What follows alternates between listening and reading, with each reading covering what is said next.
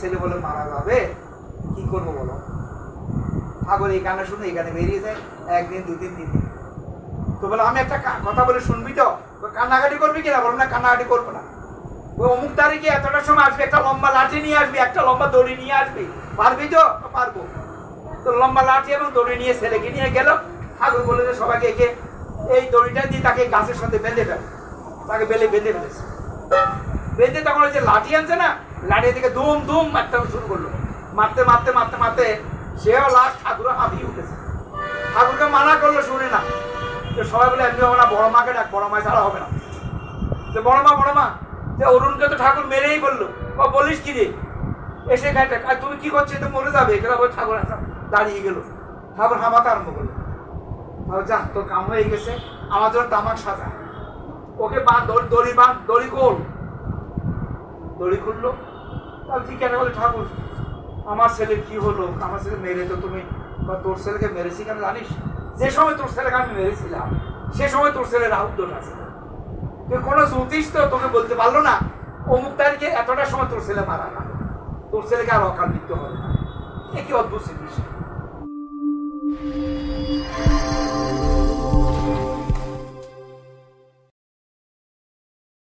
এটা ইষ্টপ্রাণতা, adherence to the ইষ্ট, আইডিয়াল। ঠাকুর বলছেন আমাদের জীবনে তিনটা জিনিস দরকার। ফার্স্ট হচ্ছে আইডিয়াল, প্রথম আমার আদর্শ। দেন সেলফ, তারপর আমার অহং, আমি নিজে ঠিক থাকতে হবে। দেন এনভায়রনমেন্ট, তারপর আমার পরিবেশ। পরিবেশটা যদি ঠিক না থাকে তাহলে মনে করতে হবে যে সেখানে কোনো লোক নেই, সেখানেও জ্ঞানী লোক নেই। যদি বলে একজন আছে, থাকলে কি উনি জ্ঞানী লোক না?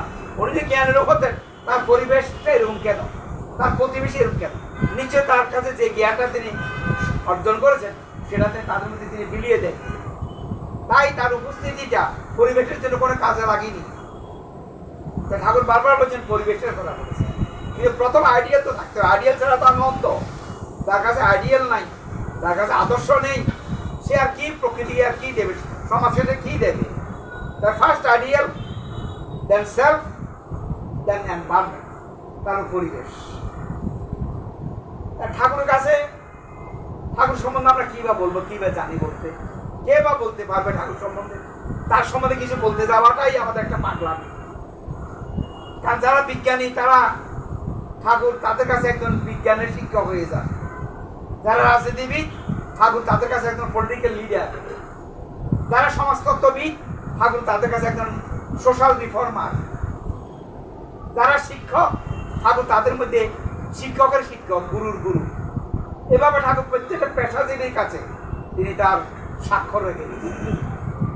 প্রথম বিজ্ঞানের কথা যদি বলি, ঠাকুরের যে বিজ্ঞান বিভূতি, যে ঠাকুরের কাছে যে সিবি রমণের শিক্ষক কৃষ্ণপ্রসন্ন ভট্টাচার্য কেষ্টদা, যিনি পদার্থবিদ্যার মধ্যে গোল্ড মেডেল পেয়ে বিদেশে চলে যাচ্ছিলেন ডক্টরেট করার জন্য, ঠাকুর তাকে যেতে দিলেন না। ঠাকুর বলেন যে এটি দিয়ে আমার অনেক কাজ হোক। তখন পদার্থবিজ্ঞান সিবি রমন তার শিক্ষক ছিলেন। তাকে জিজ্ঞাসা করলেন যে কেষ্টদা, আপনি যে গবেষণা করতেছেন কিসের উপর করতেছেন? তিনি বলেন যে আমি তো ফিজিক্সের উপর করতেছি। ঠাকুর তাকে এমন একটা সূত্র দিলেন যেটা নিয়ে তিনি তার শিক্ষককে বললেন যে আমি এমন একজন লোক পেয়েছি, তিনি আমাকে এভাবে করতে বলতেছেন, আপনি করতে পারবেন, করবেন কি? না, আমি এতদূর করতে পারবো, আমি যেটা নিয়ে আছি আমি সেটা নিয়ে অগ্রসর হচ্ছি। অর্থাৎ ঠাকুর যে থিওরিটা দিয়েছেন সেটা তার গুরুদেব যিনি আছেন তিনিও সেটা জানেন না। তো তখন কেষ্টদা চিন্তা করলেন যে আমি আসলে এমন জায়গায় এসে পড়েছি তার কাছে আমি গীতা ভাগবত রামায়ণ মহাভারত ধর্মচর্চা সম্বন্ধে শুনতে এনেছি, কিন্তু উনি দেখছি বিজ্ঞানও জানা দেখি। উনি তো আমি কি বিজ্ঞান জানেন, আমার থেকে উনি আরো বেশি জানেন। উনি বিজ্ঞানের উপরে যাকে যিনি বলা হয়। তো একদিন ঠাকুর বললেন যে কেষ্টদাকে, যে কেষ্টদা, যে আমরা যে এই পৃথিবীতে মধ্যে বসবাস করতেছি, এই যে বাতাস, এখানে তো বিদ্যুৎ আছে। কেষ্টদা এখানে তো বিদ্যুৎ নাই, বিদ্যুৎ তো উপরে আকাশে থাকে। যখন আকাশে মেঘে মেঘে ঘর্ষণ হয় সেখানে ইলেকট্রিসিটি সৃষ্টি হয়। ঠাকুর জানেন এখানে বাতাসের মধ্যে বিদ্যুৎ আছে। না, তা তো আমি আমার সায়েন্সের মধ্যে গবেষণা আমি পাইনি। তো ঠাকুর বললেন কি, কতগুলো তামার তারের ব্যবস্থা করলেন, তামার তারগুলাকে এত সরু করলেন, এত স্মুথ, একদম পাতলা, এগুলো দিয়ে গুড়ির নাটায় বানিয়ে ঠাকুর গুড়ি উড়াইতে শুরু করলেন পদ্মার পাড়ে। যখন গুড়ি উড়াইতে শুরু করলেন তখন গুড়ি অনেক উপরে উঠতেছে। কেশবদা ঠাকুরের যখন হাত ধরলেন চট করে মাটিতে পড়ে গেলেন, তাকে শর্ট করলো কান। ঠাকুর বললেন তোমার কি হলো? আরে তোমার আপনাকে ইলেকট্রিসিটি দেখছে, আমাকে কারেন্টে শর্ট করছে। আপনি বলছেন না যে এখানে বাতাসের মধ্যে কারেন্ট নাই, বাতাসের মধ্যে কারেন্ট আসে বিদায় তো তামাকে সে কারেন্ট আকর্ষণ করেছে, সেটা বিদ্যুতায়িত হয়ে আমাকে ধরে আপনিও বিদ্যুতায়িত হয়ে গেলেন। ঠাকুর যে দেখাচ্ছে যে সাধারণ বাতাসের মধ্যে ইলেকট্রিসিটি আছে, সেটা কিন্তু একজন বিজ্ঞানী হয়েও কেশবদা বুঝতে পারেন। বিজ্ঞান জগতে যারা আছেন বিজ্ঞানী, তাদের থেকে অধিকতর বিজ্ঞানী হচ্ছে ঠাকুর নিজে। ঠিক ঠাকুরের কাছে জীবনের যত সমস্যা নিয়ে মানুষ আছে, একজন ঠাকুর বললো যে সে হচ্ছে বিষ্ণু বিশ্বাস, তার নাম। সে জানে যে ঠাকুর লিখেছেন যে যাকে তুমি চালক রূপে মেনে নিয়েছো তার কাছে তোমার হৃদয়ের কোনো কথা গোপন করিও না। এখন আমরা তো গোপন করছি, আমরা তো গোপন করি না। আমরা এখন ঠাকুর কাছে প্রার্থনা করলে আমার ঘরের মধ্যে কোনো লোক জানে ঠাকুর আমি একটা অপরাধ করেছি, আমাকে ক্ষমা করে দিয়ে আমরা করতেছি না, আমরা গোপন করতেছি না। কিন্তু না, কিন্তু বিষ্ণু বিশ্বাস সে এমন একজন ভক্ত ছিল, হাজার হাজার মানুষের সামনে তার মনের কথাটা ঠাকুর সে বলে দিয়েছে। ঠাকুর তো তখন জীবন্ত দেয় আছে, এখন তো ঠাকুর ফটোর মধ্যে আমরা দেখতেছি না, ঠাকুরের জীবন্ত দেয় দেখতেছি না। এখন আমার ঘরের ভিতরে বসে ঠাকুরকে অনেক কথা বলে কে শুনবে? কিন্তু বিষ্ণু বিশ্বাস এত ভক্ত ছিলেন, হাজার হাজার ভক্তের সামনে তার মনের কথাটা সে বলে দিলেন যে ঠাকুর, যে বিনু রানী একটা মেয়েকে আমি ভালোবাসি, আমি তাকে বিয়ে করতে চাই। হাজার হাজার লোকের মধ্যে নির্লজ্জের মতো ঠাকুর বলছে কি তার মনের কোনো কথা গোপন করতে পারবে না। সত্যাসন বলছে যে যাকে তুমি সালাপ পূর্বে মেনে নিয়েছো তার কাছে তোমার হৃদয়ের কোনো কথা গোপন করতে পারবে না। ঠাকুর জানেন যে বলে যে এই শালা ওই মেয়েকে বিয়ে করার কারবার নাই, কাপ নাই, তুই আমার কাম কর। এ কথা বলাতে তার সমস্ত কিছু বন্ধ হয়ে গেল, আর বিয়ে নাকি হলো না। 5 বছর পর্যন্ত ঠাকুরের কাজ করতেছে। 5 বছর পর একদিন কলকাতাতে শিয়ালদা স্টেশনের দিকে যখন যাচ্ছিলেন তখন পিছনের থেকে একটা মহিলা তাকে ডাক দিল, একটা নারী কণ্ঠ শুনলো। পিছনের দিকে তাকালে দেখবে আরে সে তো সেই মিনু, যে মিনু নাকি আমি বেশ ভালোবেসেছিলাম, যাতে আমি বিয়ে করতে চেয়েছিলাম। দেখলাম মহিলার কাপড়ের মধ্যে একটা বিধবার কাপড়, কোলের মধ্যে একটা 3 বছরের বাচ্চা শিশু। দেখে বলে কি ব্যাপার মিনু, কি ব্যাপার, তোমার কথা আমি বিয়ে করতে চেয়েছিলাম। বল না, আমি তো বিয়ে আরেকজনকে করেছি, আমার একটা বাচ্চা হয়েছে, আমার স্বামীটা মরে গেছে। তো তাই নাকি? এটা দেখে সে খুব দুঃখিত হয়ে ঠাকুরকে বললো। ঠাকুর বলছে এই শালা, তোকে তো ওই জন্যই বলছিলাম ওই মেয়েকে বিয়ে করিস না। তোকে বললেন তুই আমার কাম কর, কেন বলছিলাম ওই মেয়েকে বিয়ে করলে তোরও আজকে এই অবস্থা হইতো। কারণ ওই মেয়ের জীবনে বৈদিক লেখা আছে, কতগুলো মেয়ে আছে তাদেরকে বিয়ে করলে স্বামী মারা যায়, ওখানে বৈদিক লাগে, এগুলো জ্যোতিষেরা ভালো জানে। আবার কতগুলো ছেলে আছে এদেরকে বিয়ে করলে বউ মারা যায়, মেয়ে মারা যায়, এদেরকে বলে জায়াগ্ন দোষ, ওটাকে বলে যে প্রতিজ্ঞ দোষ। বিভিন্ন জাতীয় কতগুলো জ্যোতিষের ব্যবস্থা ঠাকুর তো সব জানেন। ঠাকুর যখন তাকে বলছে ঠাকুর আমি মিনু রানী একটা মেয়েকে ভালোবেসেছি, তাকে আমি বিয়ে করতে চাই, ঠাকুর যে এই শালা ওকে বিয়ে করার কাম নাই, তুই আমার কাম কর। ঠাকুর কেন জানতেন যে ওকে বিয়ে করে সে মরবে? তাহলে সেই বিষ্ণু বিশ্বাস জীবন আর বিয়ে করবেন না। এখন ঠাকুরের কাছে যিনি যে কোনো কাজে বৈজ্ঞানিক আসুক তাকে ঠাকুর বিজ্ঞানের দর্শন দিচ্ছেন, রাজনীতিবিদ আসুক তাকে রাজনীতির দর্শন দিচ্ছেন, এই শরৎচন্দ্রের মতো সাহিত্যিক আসুক তাকে সাহিত্যের দর্শন দিচ্ছেন। শরৎচন্দ্র চট্টোপাধ্যায় অনেক সাহিত্য রচনা করেছেন, তার সাহিত্যের মধ্যে কিন্তু ইয়ে নাই, কোনো সমাধান নাই, শুধু সমস্যা।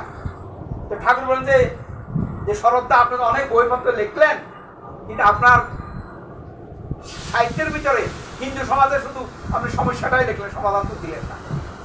তো শরৎবাবু বলে আমি এই জাতীয় কথাটা কোনোদিন শুনি নাই, যদি আমি শুনতাম তাহলে আমার লেখনের ধারাটা স্টাইলটাই পরিবর্তন হয়ে যেত। তখন তিনি একটা বই লেখলেন বিপ্রদাস। সেই বিপ্রদাসের মধ্যে হিন্দু সমাজের সমস্যা এবং সমাধান সব কিছু দিয়েছে।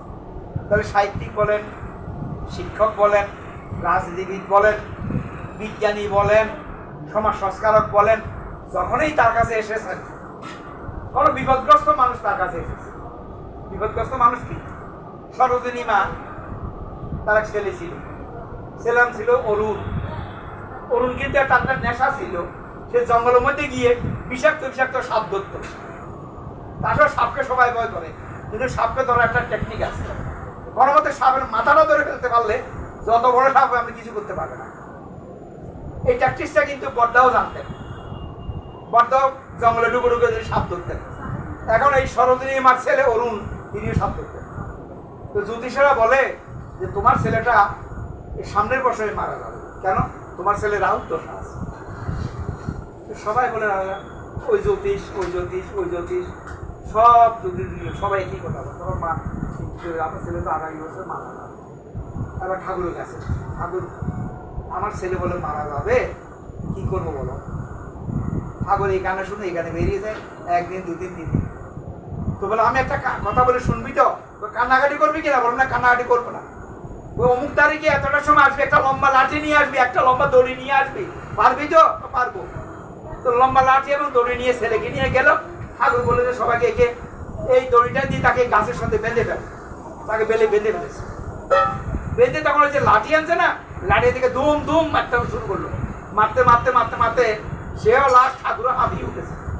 ঠাকুরকে মানা করলো, শুনে না। তো সবাই বলে এমনি হবে না, বড় মাকে ডাক, বড় মা ছাড়া হবে না।